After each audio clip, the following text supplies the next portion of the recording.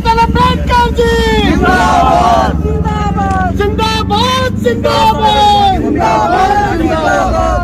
Doctor Ambedkar ji जिंदाबाद जिंदाबाद भारत रत्न बाबा साहब doctor Bhimrao Ambedkar ji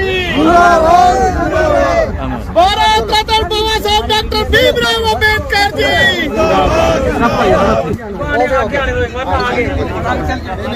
group photo हो जाए पहले सर एक अपनी अपनी जगह पे खड़े रहो ना एक ही जगह पे खड़े रहो उनको आने दो जब तक सूरज चांद रहेगा बाबा तेरा नाम रहेगा जब तक सूरज चांद रहेगा बाबा तेरा नाम रहेगा जब तक सूरज चांद रहेगा बाबा तेरा नाम रहेगा जय भीम जय भीम जय भीम जय भीम जय भीम जय भीम जब तक सूरज चांद रहेगा बाबा तेरा नाम रहेगा जब तक सूरज चांद रहेगा बाबा तेरा नाम रहेगा बाबा तेरी सोच ते पैरा देंगे ठोक के बाबा तेरी सोच ते पैरा देंगे ठोक के जय भीम जय भीम जय जय जय जय जय भीम जय भीम जय भीम जय जय जय जय जय भीम जय भीम जय भीम जय जय जय जय जय भीम जय भीम जय भीम राज रतन जी राज रतन जी राज रतन जी जिंदाबाद जिंदाबाद जिंदाबाद जिंदाबाद सब उधर सब उधर बड़े ही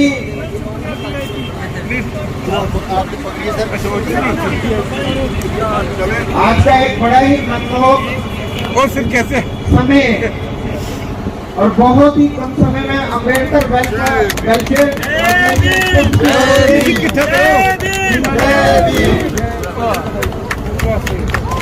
अत्यंत प्रयास किया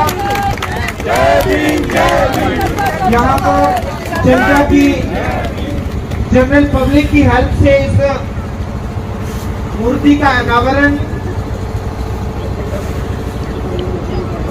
जिनमें जो इसके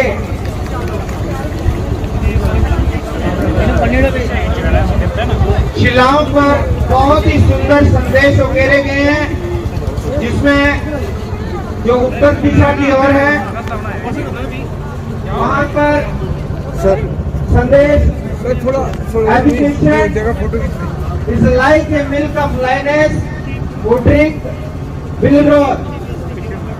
शिक्षा जो है एक शेरनी के दूध के समान है, जो पिएगा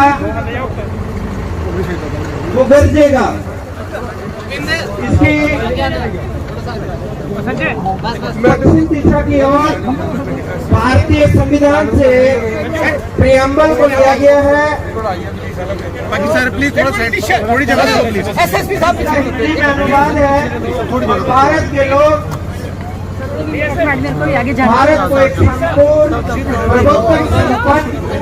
समाजवादी पंथ निरपेक्ष लोकतांत्रिक राज्य बनाने के लिए तथा उसके समस्त नागरिकों को सामाजिक आर्थिक और राजनीतिक न्याय विचार अभिव्यक्ति विश्वास धर्म और की उपासना। धन्य तुम्हारा आना तुझे कोटि कोटि प्रणाम। हे भारत के महामन के भगवान, धन्य तुम्हारा आना तुझे कोटि कोटि प्रणाम।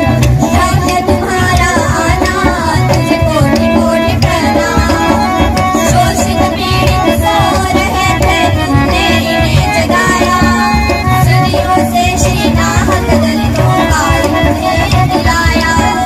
सदियों से शीना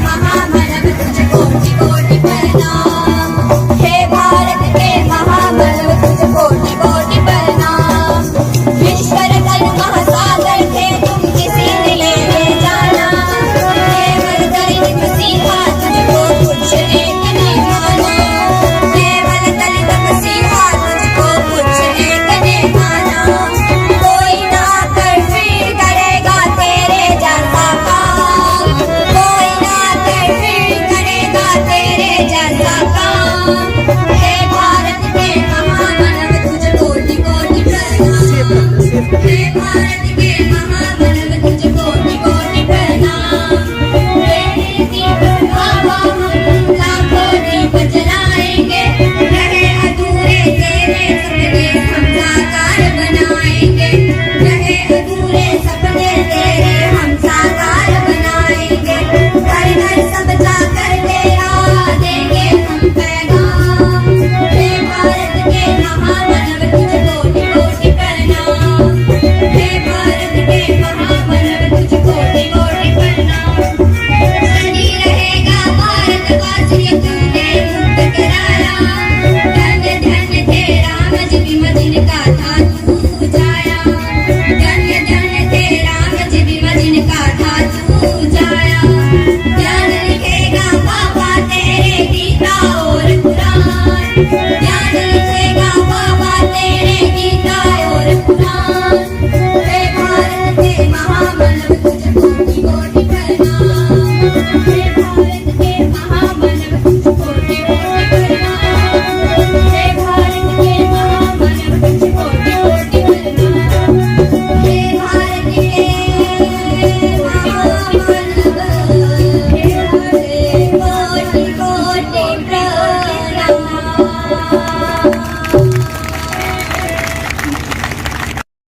लड़ाई लड़ी, सबसे पहले तो मैं उनको नमन करता हूं। मंच पर उपस्थित सभी मान्यवर और जिन्होंने मुझे यहां आमंत्रित किया, अंबेडकर वेलफेयर ट्रस्ट के गोविंद जी और उनके सभी साथियों को, और यहां पर उपस्थित सभी मेरे भाइयों को, बहनों को और माताओं को राजरत्न अंबेडकर की तरफ से जय भीम। आज हम लोग यहाँ पर डॉक्टर बाबा साहब अंबेडकर जी के स्टैचू का अनावरण करने के लिए इकट्ठा हुए हैं। मैं आप सभी लोगों से ये कहना चाहूंगा, जब मैं जम्मू में उतरा, जम्मू एयरपोर्ट पे, तो दूर से जब मैंने जम्मू एयरपोर्ट को देखा तो जम्मू के नीचे लिखा हुआ था the land of temples. Jammu को लैंड ऑफ टेम्पल्स कहते हैं। आज यहाँ पर बाबा साहब अंबेडकर जी की मूर्ति का हम लोग अनावरण कर रहे हैं। जम्मू का उधमपुर ये एक डिस्ट्रिक्ट है, लेकिन मैं आप लोगों से ये कहना चाहता हूं कि जिस जगह पर डॉक्टर बाबा साहब अंबेडकर जी की मूर्ति का यहाँ पर अनावरण किया गया है, यहां से 10 किलोमीटर के दायरे तक, 10 किलोमीटर के रेडियस तक मंदिर के बाहर बैठने वाले नहीं बल्कि संसद के अंदर बैठने वाले लोग तैयार होने चाहिए। ऐसी क्रांति यहां पर आप लोगों को करनी होगी। प्रशासन में बैठने वाले लोग, न्यायपालिका के अंदर बैठने वाले लोग, chief justice of India supreme court के कुर्सी पर जाकर बैठने वाले लोग इस उधमपुर से यहां से तैयार होने चाहिए। ये बाबा साहब अंबेडकर जी की मूर्ति का अनावरण का सही मायने में बाबा साहब अंबेडकर जी को अभिवादन होगा। बाबा साहब अंबेडकर जी मूर्तियों में नहीं है, बाबा साहब अंबेडकर जी आज भी हमारे में जिंदा है, उनके राइटिंग और स्पीचेस में, उन्होंने लिखे हुए किताबों में। हम लोगों को उसे भी पढ़ना चाहिए। जैसे रजक जी ने कहा कि मूर्तियों को क्यों आवश्यकता होती है, क्योंकि ये हमें प्रेरणा देती है। जो हमारे इतिहास को भूल जाएगा वो कभी इतिहास रच नहीं पाएगा। आज जब हम जम्मू से निकले, 100 गाड़ियों का काफिला हमारे आगे पीछे था। 2 दिन पहले मैं बाबा साहब अंबेडकर जी का एक स्पीच जो मराठी में था उसे हिंदी में अनुवाद करने की कोशिश कर रहा था, लिख रहा था। बाबा साहब के कई सारे स्पीचेस हैं जो हमारे लोगों तक आए नहीं है, इसलिए मैं इंग्लिश के स्पीच, मराठी के स्पीच हिंदी में अनुवाद करके वो लोगों तक पहुंचाता रहता हूं। तब बाबा साहब अंबेडकर जी 1955 का ये स्पीच है, उसमें कहते हैं कि बचपन में जब मैं मेरी मां के साथ कपड़े खरीदने के लिए जाया करता था, उस समय पूरे भारत देश को जातिवाद ने जकड़ा हुआ था। पूरे ये सारे लोग जातियों में बैठे हुए थे, ये उच्च जाति का, ये नीच जाति का, निचले जाति में भी हजारों जातियां। बाबा साहब कहते हैं कि जब मैं अपनी मां के साथ कपड़े लेने के लिए जाया करता था तो हमें नए कपड़े लेने तक का अधिकार नहीं था। दूर से ही उस दुकानदार को पैसे रखने होते थे और वो दुकान वाला, कपड़े बेचने वाला, नया कपड़ा लेकर पहले उसे पानी में भिगोता था और फिर उसको कीचड़ में घसकर वो देता था। क्यों? क्योंकि इनको नए कपड़े पहनने का अधिकार नहीं है। जिस बच्चे को पूरे पैसे लेने के बावजूद भी नए कपड़े नहीं मिलते थे, उन्हीं बाबा साहब अम्बेडकर जी ने हमारे इतनी बदलाव कर दिए कि उन्हीं की तीसरी पीढ़ी आज कोर्ट में टाई में घूमती है। इतना बड़ा बदलाव बाबा साहब अम्बेडकर जी के कार्य का है। यही इतिहास हम लोगों को पता होना चाहिए, इसलिए ये स्टैच्यू यहां पर अनावरण किया गया है। गाड़ियां जब मैं देख रहा था कि आगे पीछे और उसके भी आगे 2 मिलिट्री की गाड़ियां हम लोगों को सिक्योरिटी देने के लिए चल रही थी। देखिए, मैं कोई राजनीतिक घराने से नहीं हूं, मैं भी एक मिलिट्री के घराने का ही बच्चा था। बाबा साहब अम्बेडकर जी के पिताजी, उनके भी दादाजी ये मिलिट्री में थे। बाबा साहब के पिताजी सूबेदार मेजर यहां तक पहुंच गए थे। जब बाबा साहब के पिताजी ने, जब ये सारे छोटे छोटे थे, बच्चे थे, बाबा साहब के पिताजी अलग अलग पोस्टिंग उनकी हुआ करती थी, तो ऐसे ही उनके पिताजी ने सोचा कि अभी बच्चों को छुट्टियां लग गई है, तो क्यों ना बच्चों को जहां पर उनकी पोस्टिंग हो गई है वहां पर बुला लिया जाए। इसलिए बाबा साहब के पिताजी ने, रामजी बाबा ने टेलीग्राम भेजा, अपने बच्चों के नाम टेलीग्राम भेजा कि तुम लोगों की अगर एग्जाम्स खत्म हो गई है तो छुट्टियों में मुझे मिलने के लिए यहां पर आ जाओ। आने से पहले मुझे टेलीग्राम कर देना कि कौन सी ट्रेन से आ रहे हैं, कौन सी ट्रेन से आ रहे हैं। तो बच्चों को ये टेलीग्राम मिला, बाबा साहब को टेलीग्राम मिला। बाबा साहब, उनके बड़े भाई और उनके बहनों के जो बच्चे थे, ये सभी बच्चे जिस ट्रेन से रामजी बाबा ने कहा था कि ये ट्रेन पकड़ के आना, वो ट्रेन पकड़ के ये सभी बच्चे अपने पिता को मिलने के लिए निकल गए। बाबा साहब ने टेलीग्राम कर दिया, लेकिन ये टेलीग्राम उनके पिताजी को मिला ही नहीं। अब पिता को पता ही नहीं है कि मेरे बच्चे कब आने वाले और कौन सी ट्रेन से आने वाले।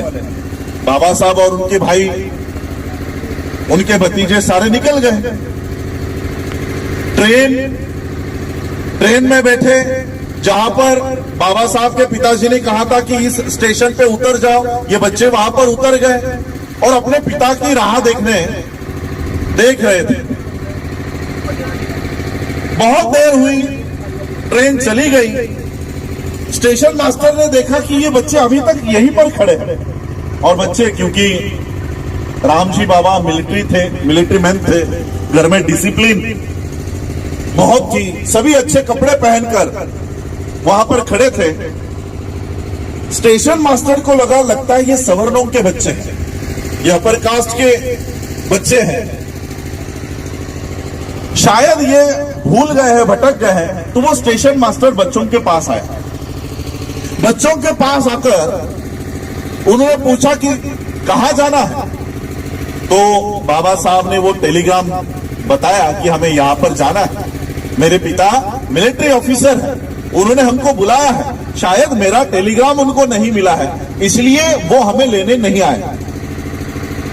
तो स्टेशन मास्टर ने, बगल में ही एक बैलगाड़ी वाला वहां पर खड़ा था, उस बैलगाड़ी वाले को बुलाया कि देखो ये मिलिट्री ऑफिसर के बच्चे हैं, इनको उनके पिता के पास छोड़कर आओ। बैलगाड़ी वाले ने कहा कि आ जाओ, मेरी गाड़ी में बैठ जाओ। सभी बच्चे गाड़ी में बैठ गए और रामजी बाबा ने जो एड्रेस दिया था वहां के दिशा के लिए ये बैलगाड़ी शुरू हो गई। बैलगाड़ी शुरू होने के बाद उस बैलगाड़ी वाले ने बच्चों से बात करना शुरू कर दिया। बच्चों से बात करते करते उस बैलगाड़ी वाले को पता चला कि ये तो निचले जाति के बच्चे हैं, ये तो अछूतों के बच्चे हैं, ये मेरे गाड़ी में कैसे बैठ गए। उस बैलगाड़ी वाले ने बैलगाड़ी रोकी और सभी बच्चों को गालियां देकर नीचे उतार दी कि अभी क्या, अभी मेरे गाड़ी से नीचे उतरो। मुझे लगा तुम लोग सवर्णों के बच्चे हो, अच्छे कपड़े देखकर मैं फंस गया। उस बैलगाड़ी वाले ने सभी बच्चों को नीचे उतारा। बाबा साहब ने कहा, चाहिए तो ज्यादा पैसे ले लो, लेकिन हमें हमारे पिता के यहां छोड़ दो।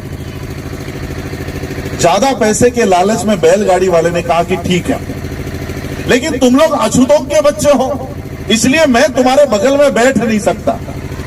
मैं बैलगाड़ी में बैठूंगा, तुम बैलगाड़ी के पीछे चलते चलते आना, बैलगाड़ी के पीछे चलते चलते आना। 10 किलोमीटर हो, 15 किलोमीटर, पता नहीं कितना लंबा सफर था। सभी बच्चे बैलगाड़ी के पीछे चलते चलते जा रहे थे। थोड़ी देर बाद बाबा साहब को प्यास लग गई। बाबा साहब ने बैलगाड़ी वाले से कहा कि आपके पास जो पानी है वो पानी मुझे दो, मुझे बहुत प्यास लगी है, मुझे प्यास लगी है। बैलगाड़ी वाले ने कहा कि मैं अपना पानी तुम्हें नहीं पिला सकता क्योंकि तुम अछूतों के बच्चे हो, लेकिन आगे अगर कोई तालाब आता है तो मैं ये गाड़ी रोक दूंगा, तुम लोग पानी पी के आ जाना। बहुत देर हो गई, कोई तालाब नहीं आ रहा था, कोई पानी का सोर्स नहीं आ रहा था।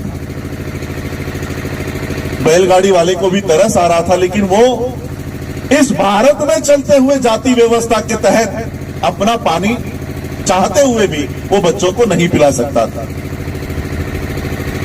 उस बैलगाड़ी वाले को दूर से कुछ चमकता हुआ दिखा, उसे लगा तालाब आ गया है। उसने गाड़ी रोकी और सभी बच्चों को कहा कि देखो वहां पर कुछ पानी दिखाई दे रहा है, जाओ जाकर पानी पीकर आओ। सभी बच्चे दौड़ते हुए उस पानी के नजदीक गए और नजदीक जाकर देखा तो क्या, ये तो कीचड़ है, ये तो कीचड़ है, इसमें पानी है ही नहीं। लेकिन प्यास लगी थी। बाबा साहब ने वो कीचड़ हटाया और जो गंदा मैला पानी था वो झुककर बाबा साहब ने वो गंदा और मैला पानी बाबा साहब ने पिया। बाबा साहब फिर अपने पिता जहां पर थे उस सफर के लिए शुरू हो गए। थोड़ी देर बाद वो अपने पिता के यहां पहुंचे। पिता ने देखा ये क्या हालत है मेरे बच्चों की, ये क्या हालत हो गई मेरे बच्चों की, सारे कपड़े खराब हो गए, मुंह पर मट्टी लगी है। और फिर बाबा साहब ने, छोटे बाबा साहब ने अपने पिता को सारी हकीकत बताई। अपने पिता से सवाल किया कि पिताजी मेरे साथ ऐसा क्यों सलूक होता है, मेरे साथ ऐसा क्यों सलूक किया गया, मुझे बैलगाड़ी में क्यों बैठने नहीं दिया गया, मुझे पानी क्यों दिया नहीं गया, मुझे क्यों कीचड़ का पानी पीने के लिए मजबूर कर दिया गया। पिता ने क्या जवाब दिया पता है? पिता ने कहा कि बेटे यही व्यवस्था तुझे बदलनी है, यही व्यवस्था तुझे बदलनी है।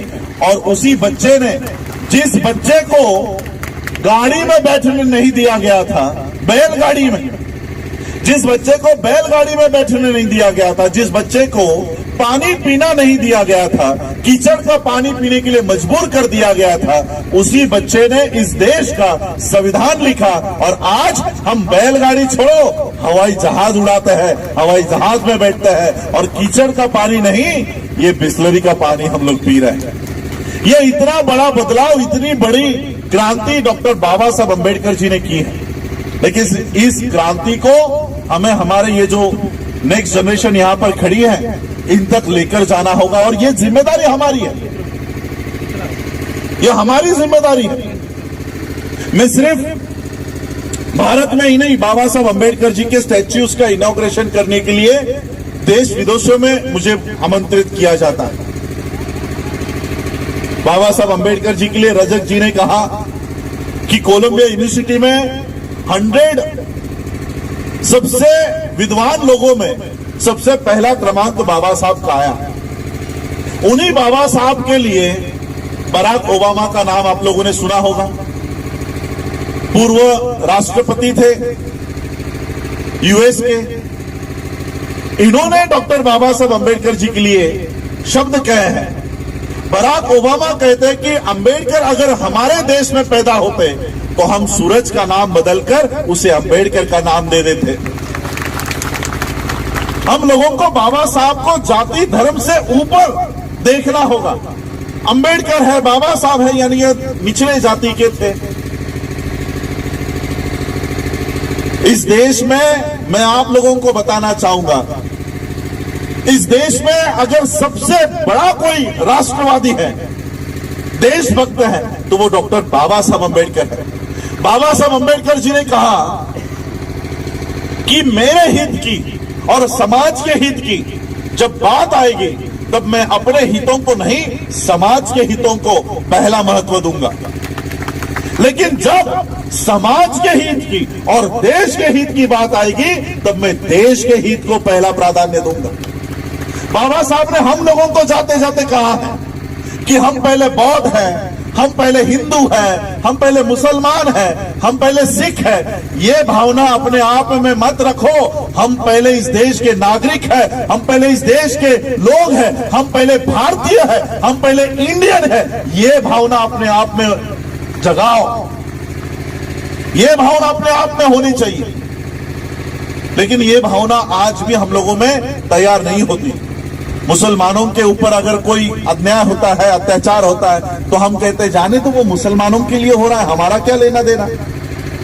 सिखों के लिए अगर कुछ उनके ऊपर अन्याय होता है तो बाकी के लोग कहते हैं जाने तो वो सिखों का आपस का मसला है, वो आपस में देख लेंगे। हिंदुओं के ऊपर अगर कुछ होता है तो हम बाकी के लोग कहेंगे वो हिंदुओं का आपस का मामला है। ऐसे ही अगर हम विभाजित होते रहे तो फिर से वो गुलामगिरी हम लोगों के ऊपर वापस आ जाएगी। इसलिए हम लोगों को एक होकर लड़ना है। दुश्मन की कोई जाति नहीं होती, कोई धर्म नहीं होता। इसलिए हम लोगों को एक होकर ये लड़ाई लड़नी होगी। बाबा साहब ने जब इस देश को संविधान दिया, संविधान का पहला पन्ना प्रियम्बल देखो, बाबा साहब ने कहीं नहीं लिखा we the Hindus of India, we the Buddhist of India, we the Sikh of India या we the Christian of India. Baba Saheb ने लिखा we the people of India. हम भारत के लोग, हम लोगों को ये भारतीय तो हम लोगों में जगाना होगा। मैं अपने युवा लोगों से कहना चाहूंगा, बाबा साहब ने जब उनका संगठन बनाया, सबसे पहला संगठन जब उन्होंने बनाया तो उस संगठन का एक मोटो दिया, उस संगठन का एक ब्रीद वाक्य दिया, to educate, to agitate and to organise. इसको हम हिंदी में कहते हैं शिक्षित करो। बाबा साहब ने हमारे ऊपर एक बहुत बड़ी जिम्मेदारी देकर गए। हमें हमारे समाज को शिक्षित करना होगा। हम क्या कर रहे हैं? शिक्षित बनो। सिर्फ शिक्षित बनने तक ही बाबा साहब के अधिकारों का इस्तेमाल कर रहे हैं कि बाबा साहब ने कहा शिक्षित बनो तो 10वीं पास कर लिया, 12वीं पास कर लिया, ग्रेजुएशन कर लिया, पोस्ट ग्रेजुएशन कर लिया, शादी कर लिया, बस खत्म, हमारा काम खत्म हो गया। बाबा साहब ने कहीं नहीं कहा कि शिक्षित बनो। बाबा साहब ने हमारे ऊपर जिम्मेदारी दी है कि शिक्षित करो। जो लोग पढ़ाई लिखाई नहीं कर पाते, जो लोग ये जान नहीं पाते, उन लोगों तक जाओ और बाबा साहब का ये संदेश पहुंचाओ, इस देश का संदेश पहुंचाओ। उन लोगों को शिक्षित करने का काम भी हम लोगों का है, हम लोगों का। और इसलिए हम लोगों को वो काम भी करना होगा। आज यहाँ पर महिलाओं की तादाद बड़े पैमाने पर है। मैं आप लोगों को भी कहना चाहूंगा, बाबा साहब जब अपनी पीएचडी कर भारत लौट रहे थे, अपनी डिग्री पूरी करके बाबा साहब जब लौट रहे थे, तब बाबा साहब के कार्यकर्ताओं ने, बाबा साहब के चाहने वाले लोगों ने मुंबई में बाबा साहब अंबेडकर जी का एक सत्कार समारोह रखा कि बाबा साहब जैसे ही बोर्ड से उतरेंगे उनका हम सत्कार करेंगे। ये पंडाल वगैरह डालना, उसका आयोजन चल रहा था। अब इस आयोजन का बाबा साहब अंबेडकर जी की पत्नी माता रमाबाई, इनको पता चला कि मेरे पति आने वाले हैं, उनकी डिग्री पूरी हो गई है और उनका सत्कार होने वाला है, उनका सत्कार होने वाला। बाबा साहब का यानी मेरे पति का सत्कार मुझे अपनी आंखों से देखना है। ये एक छोटी सी इच्छा माता रमाई ने व्यक्त की कि मुझे अपने पति का सत्कार अपनी आंखों से देखना है। लेकिन माता रमाई की एक बहुत बड़ी समस्या थी। समस्या ये थी, अब बाबा साहब का सत्कार होने जा रहा है, तो उनके सत्कार में मैं क्या पहनकर जाऊं? क्योंकि जो साड़ी माता रमाई ने पहनी हुई थी वो 7 जगहों से फटी हुई थी। अब इतने विद्वान व्यक्ति का सत्कार होने जा रहा है और उनकी पत्नी ऐसे फटे साड़ी में जाए, लोग बाबा साहब को नाम रखेंगे कि अपनी पत्नी को देखो किस हालात में रखे। अब माता रमाई सोच में डूबे कि अपनी पत्नी अपने पति का सत्कार कैसे देखे। तब माता रमाई को याद आया कि छत्रपति शाहू महाराज जी ने उनका सत्कार करते समय एक पगड़ी उनको पहनाई थी और वो पगड़ी माता रमाई ने संभाल कर एक ट्रंक में रखी हुई है। माता रमाई ने वो ट्रंक खोला, वो पगड़ी जहां जहां पर साड़ी फटी हुई है वहां पर लपेटकर बाबा साहब का सत्कार देखने के लिए गए। अब बाबा साहब का सत्कार जहां चल रहा था वहां पर ऊपर आकर बैठने के बजाय माता रमाई एक पेड़ के पीछे छुप छुप कर बाबा साहब का सत्कार देख रही थी। अब बाबा साहब का ध्यान पूरे समाज पर। उन्होंने इतने भीड़ में देखा कि मेरी पत्नी वहां पर पेड़ के पीछे छुप छुप कर मेरा सत्कार देख रही है और वो छुप कर ही क्यों देख रही है, इसकी वजह भी बाबा साहब को पता चली कि माता रमाई आगे क्यों नहीं आ रही, मंच पर क्यों नहीं आकर बैठ रही, पहले रो में आकर क्यों नहीं बैठ रही।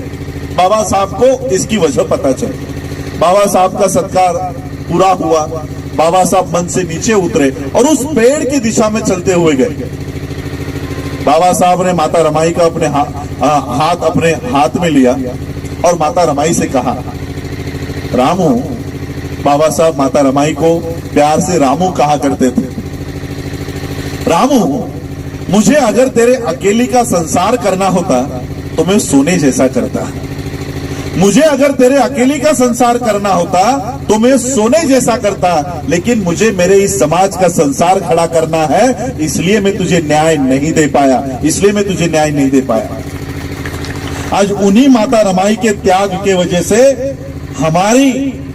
हमारी हालात में इतने बदलाव हो गए हैं कि अभी कबाड़ अगर हम खोलते हैं कि धड़ाम करके साड़ियां गिर जाती। ये माता रमाई के त्याग के वजह से आज इस देश के महिलाओं के हालात में इतना बदलाव हुआ है। कई सारे मुद्दों पे अनेक वक्ताओं ने कहा, लेकिन मैं आज जम्मू के धरती पर हूं। सभी लोगों ने वुमेन एम्पावरमेंट के लिए कहा। आप कभी, क्योंकि कंट्रोवर्शियल मुद्दा है, मैं ज्यादा उसके ऊपर बात नहीं करूंगा। आप कभी बाबा साहब का रेजिग्नेशन गूगल पे पढ़ा हुआ है कि बाबा साहब ने रिजाइन क्यों दिया? 1954 में मंत्री पद का इस्तीफा बाबा साहब ने दिया है। महिलाओं के लिए, हिंदू कोड बिल के लिए तो आपने, रजक जी ने कह दिया, लेकिन बाबा साहब ने 3-4 मुद्दों की वजह से इस्तीफा दिया है।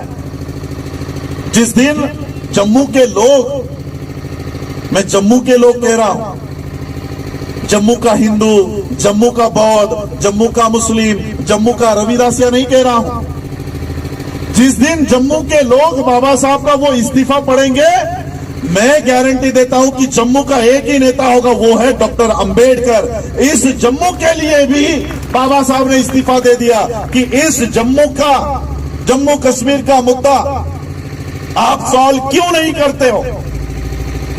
ये सवाल बाबा साहब ने नेहरू को पूछा और नेहरू इस जम्मू कश्मीर का मुद्दा सॉल्व नहीं करता है, इसलिए बाबा साहब ने अपने पद का इस्तीफा दे दिया कि ऐसा पद जिस पर मुझे काम करने तक नहीं दिया जाता, ऐसा पद मुझे नहीं चाहिए। ये आप लोगों के लिए बाबा साहब ने अपने पद का इस्तीफा दे दिया है।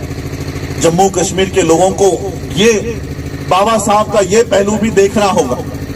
हम लोग बाबा साहब अंबेडकर जी के आज मूर्ति का अनावरण कर रहे हैं। मैं देश विदेशों में जाता हूं, यूनाइटेड नेशन के कॉन्फ्रेंसेस में जाता हूं, जहां पर देश के उपराष्ट्रपति मेरे साथ होते हैं। ऐसे कॉन्फ्रेंसेस में मैं वहां पर जाता हूं। आज केवल और केवल बाबा साहब की वजह से हम लोगों को एक ग्लोबल आइडेंटिटी मिली है। मैं जब यूनाइटेड नेशन के कॉन्फ्रेंस में था, 125 देश के डेलीगेट्स वहां पर थे। 125 देश के डेलीगेट्स, और वो भी आम जनता नहीं, कोई वहां का प्रेसिडेंट होगा, कोई वहां का मिनिस्टर लेवल के, कैबिनेट लेवल के लोग। हम जब लंच आवर्स में वहां पर घुमा करते थे, अलग अलग देश के लोगों से जान पहचान किया करते थे। ऐसे ही यूनाइटेड नेशन के उस कॉन्फ्रेंस में हम चलते चलते चाइना के लोगों से आकर टकरा गए। चाइना के लोगों ने हमसे पूछा, विच कंट्री, आप कौन से देश से हो? मैंने उनको जवाब दिया, इंडिया, भारत।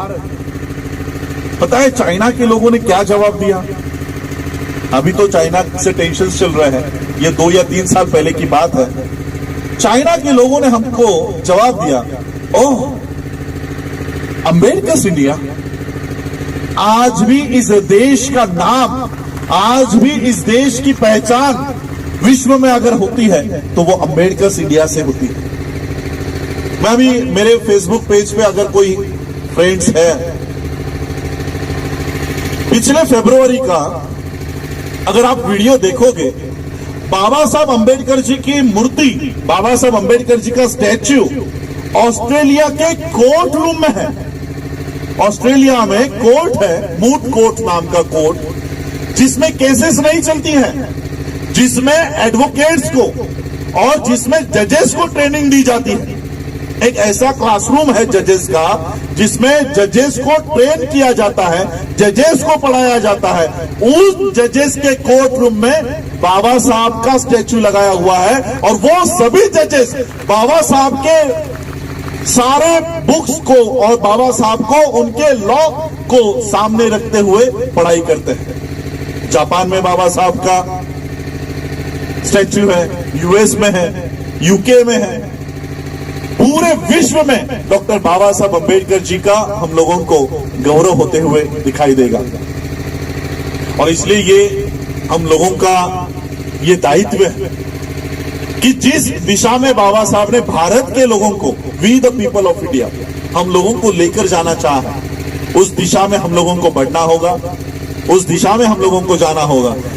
इस 10 किलोमीटर के दायरे में, चाहे वो घर किसी का भी हो, हम लोगों को हर घर में से एक अंबेडकर तैयार करना होगा, हर घर में से डॉक्टर, इंजीनियर, लॉयर तैयार करना होगा।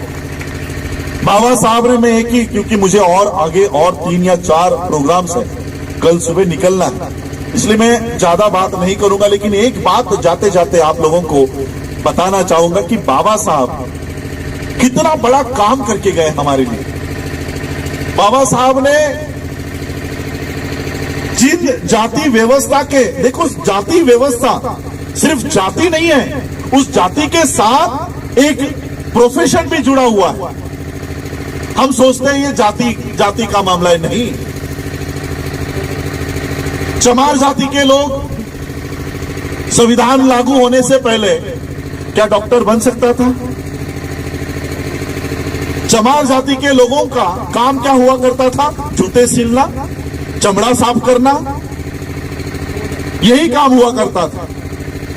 आपके यहां पता नहीं कौन सी जातियां होती है, मैं महाराष्ट्र का उदाहरण देना चाहूंगा। हमारे यहां पर नाई करके एक जाति होती है, नाई जाति का काम सिर्फ बाल काटना है। क्या वो इंजीनियर हो सकता था पहले? ऐसे कई जातियां हैं जिनका काम निर्धारित है। मैं आप लोगों को एक काल्पनिक कहानी बताना चाहता हूं। संविधान लागू होने से पहले